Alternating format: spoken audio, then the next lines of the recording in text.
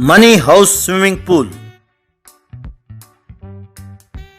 जबलपुर में जीरो सेठ नाम का एक व्यक्ति रहता था। वो कोई भी धंधा करता उसमें नुकसान ही होता था, अंत में जीरो ही बचता था।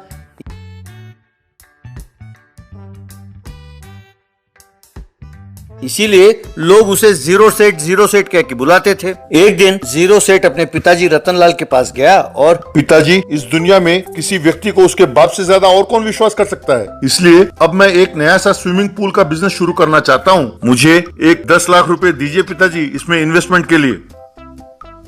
बेटे, मैंने तो बड़े प्यार से तुम्हारा नाम करोड़पति रखा था, पर तुम हर धंधे में इस तरह बेड़ा गर्क करते हो तो कोई तुम पर भरोसा करता नहीं। तो अब मैं तुम्हारा बाप कैसे तुम्हारा भरोसा कर लूं बेटा। तुमने एक आध नहीं बेटा, अब तक 10 अलग अलग धंधे कर चुके हो। हर धंधे में नुकसान ही नुकसान है। अब तक तुम 4 करोड़ रुपए डुबो चुके हो। बस बहुत हो गया बेटे, अब तो मुझे तुम्हारी होशियारी पर भरोसा करने से डर लगता है बेटा। इसलिए तुम्हारे इस स्विमिंग पूल के धंधे के लिए मैं तुम्हें कोई मदद नहीं दूंगा बेटा। मेहरबानी करो कि इससे पहले कि मैं राक्षस बन जाऊं, यहाँ से दफा हो जाओ। तब लाचार होकर जीरो सेठ सड़क पर चलने लगा। वो पैदल चलते चलते अपने मन में, जब जन्म देने वाला बाप ही भरोसा ना करे तो दुनिया में और कौन करेगा मुझ पे। मुझे कोई उधार तो देगा नहीं, मैं कोई बिजनेस शुरू कर नहीं सकता। लगता है जीना ही बेकार है। मैंने स्विमिंग पूल बनाने के लिए जो जमीन खरीदा है उसी में एक गड्ढा खोदकर उसमें कूद के मर जाता हूँ। यूं सोचकर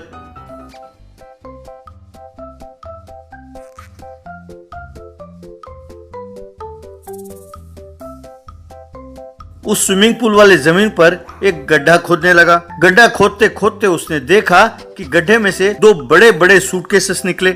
उन सूटकेसेस को खोलकर देखा तो उसमें बस रुपए ही रुपए थे। सब एकदम नए कड़क नोट थे। अरे वाह, मैं तो यहाँ पे मरना चाहता था और ये सब नए नए नोट। अरे इनसे स्विमिंग पूल तो क्या, मैं तो यहाँ पर एक रिसोर्ट बना सकता हूँ। पर क्योंकि ये जमीन मैंने स्विमिंग पूल बनाने के लिए खरीदा तो यहाँ पर स्विमिंग पूल ही बनाता हूँ। अभी मैं मिस्त्री को बुलाता हूँ। कहकर मिस्त्री को बुलवाया। जब मिस्त्री आया, अरे सुनो मिस्त्री, मुझे यहाँ पर एकदम बढ़िया लग्जूरियस स्विमिंग पूल चाहिए। तुम पैसों की चिंता ना करो। अभी कल ही लक्ष्मी देवी ने मेरे घर का दरवाजा खटखटाया था, इसलिए पैसों की चिंता नहीं है। मेरे बुलाने पर तुम उतनी दूर से आए, ये 2 लाख रुपए रख लो कन्वेंस के नाम पर। उन पैसों को देखकर मिस्त्री हैरान हुआ। बेटा, ये सच है या सपना? अरे कल तक तो तुम्हारे पास चाय पीने के लिए 10 रुपए नहीं थे, मैं जानता हूँ, और आज ये 2 लाख रुपए यूं उठाकर फेंक रहे हो।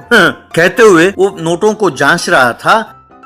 अरे मिस्त्री, वो सब असली नोट हैं। लग रहा है ना कि जैसे अभी अभी छप कर आया हो। अरे तेरा सर, अरे कल यहाँ पर एक फिल्म की शूटिंग हुई थी, उसमें नकली नोट का इस्तेमाल किया गया था। ये सब वही नकली नोट हैं। यूं नकली नोट किसी के हाथ ना लगे इसलिए उन्होंने जमीन पर गाड़ रखा था। और तुमने रात भर सपने देखे होंगे ना, जैसे यहाँ पर एक रिसोर्ट बन गया हो और तुम खूब पैसे कमा रहे हो, है ना? हाँ मिस्त्री, बिल्कुल सच कह रहे हो यार, पर तुमने मेरे सपनों में पूरा पानी फेर दिया यार, ये कह के कि ये नकली नोट है। अरे अब तो मरने की भी हिम्मत नहीं बची मेरे पास। तुमने तो कुछ घंटों के लिए भी मुझे खुश नहीं रहने दिया, ये सोचकर कि मैं करोड़पति बन गया। अरे मैंने तुम्हारा क्या बिगाड़ा था जो मेरे सपनों पे पानी फेर दिया? बेटा, एक तरह से मैंने तुम्हारी भलाई की है। अगर तुम ये नकली नोट लेकर जाते और किसी को दान करते या कुछ खरीदते तो तुम्हें जेल के अंदर डाल देते और जिंदगी भर वहीं सड़ते रहते। पर बेटे, पैसों के आते ही तुमने मुझे 2 लाख रुपए कन्वेंस के लिए जो दिया था वो देखकर मैं तुम्हारी फिराक दिली पर फिदा हो गया हूँ बेटा। इसीलिए मैं अपने खुद के खर्चे पर तुम्हारे लिए एक स्विमिंग पूल बनाकर दूंगा। तुम बिजनेस करो, जो मुनाफा होगा दोनों 50-50 बांट लेंगे। अरे तुम जो मुझ पर भरोसा कर रहे हो, इससे नए नए आइडिया पैदा हो रहे हैं। ये जो नकली नोट हैं, इनसे तुम एक नया मनी हाउस स्विमिंग पूल बना कर दो। अरे वाह, क्या आइडिया है। कहकर उसके लिए उसने एक मनी हाउस स्विमिंग पूल बना कर दिया।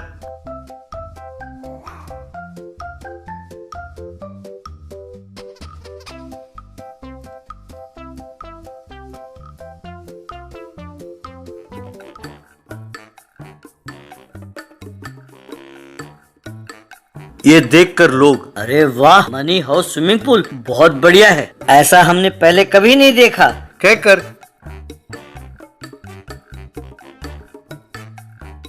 वहां उमड़ने लगे। इस तरह गांव भर में उस मनी हाउस स्विमिंग पूल की चर्चा होने लगी।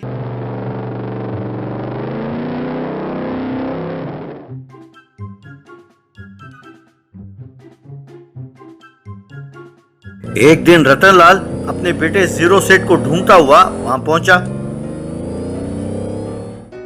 बेटे, मैंने तुम्हें कम आंका था बेटे, जेब में एक कौड़ी नहीं थी, फिर भी तुमने इतना बढ़िया स्विमिंग पूल बनाया। मुझे हर रोज फोन पर फोन आते रहते हैं बेटा। हर कोई कहता है तुम्हारे बेटे ने मनी हाउस स्विमिंग पूल बनाया है, सुना है बहुत बढ़िया है। अब तक तुमने जितने पैसे गंवाए हैं, एक सेठ ने आकर उससे ज्यादा पैसे ऑफर किया है। वो इस मनी हाउस स्विमिंग पूल को खरीदना चाहता है। हमने अगर इस स्विमिंग पूल को उसे बेच दिया तो हम दोबारा किंग बन जाएंगे बेटा।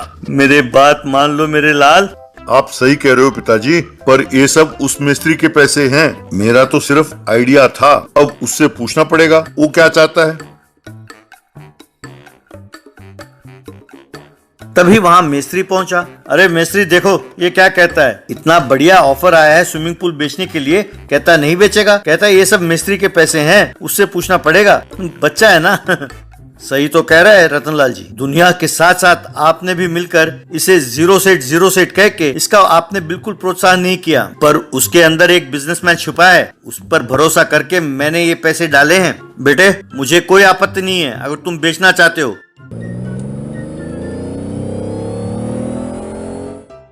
जीरो सेठ ने उस मनी हाउस स्विमिंग पूल को उस बिजनेसमैन को बेच दिया और खूब लाभ कमाया। उस लाभ को दोनों ने बांट लिया।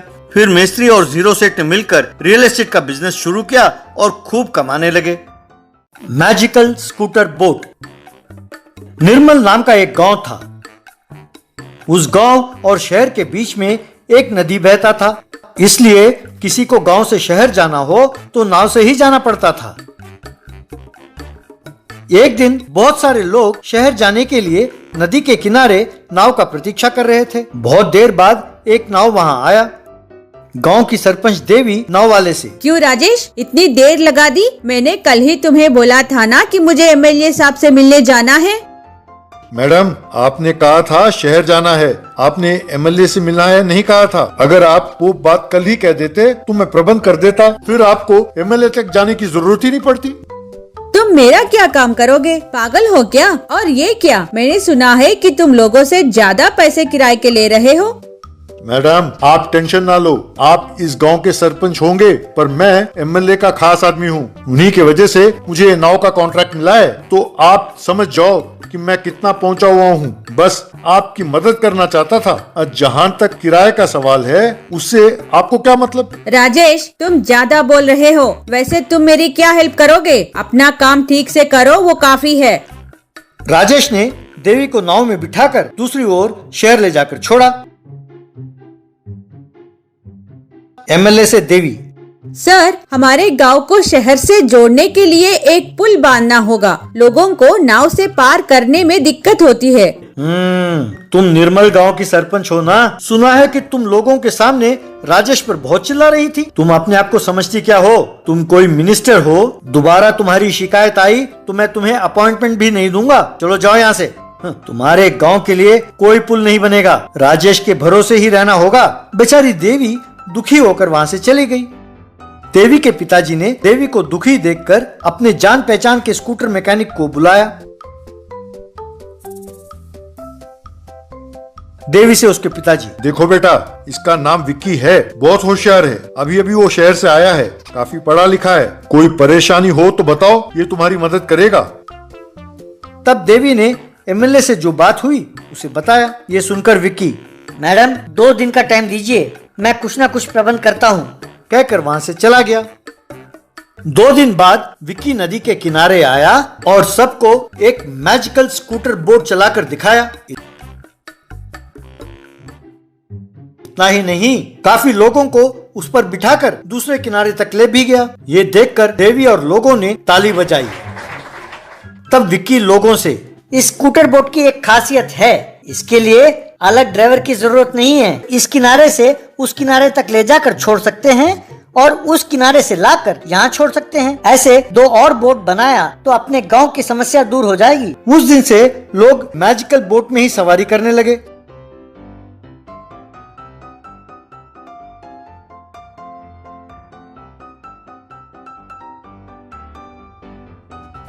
राजेश के नाव में लोगों ने जाना बंद कर दिया। तब राजेश वहाँ आकर देवी और लोगों से, तुम लोग ये सब क्या कर रहे हो? यहाँ नाव चलाने का कॉन्ट्रैक्ट मेरा है।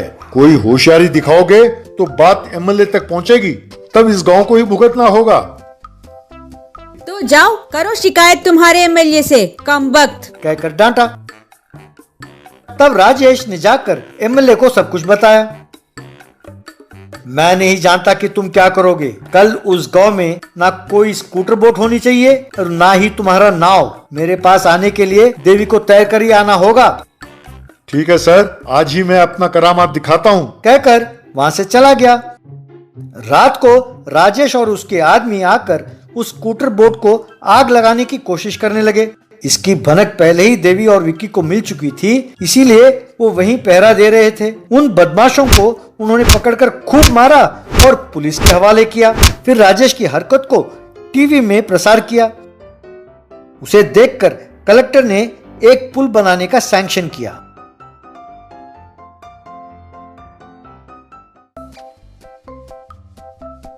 तब गांव वालों ने देवी और विक्की का जय जयकार किया।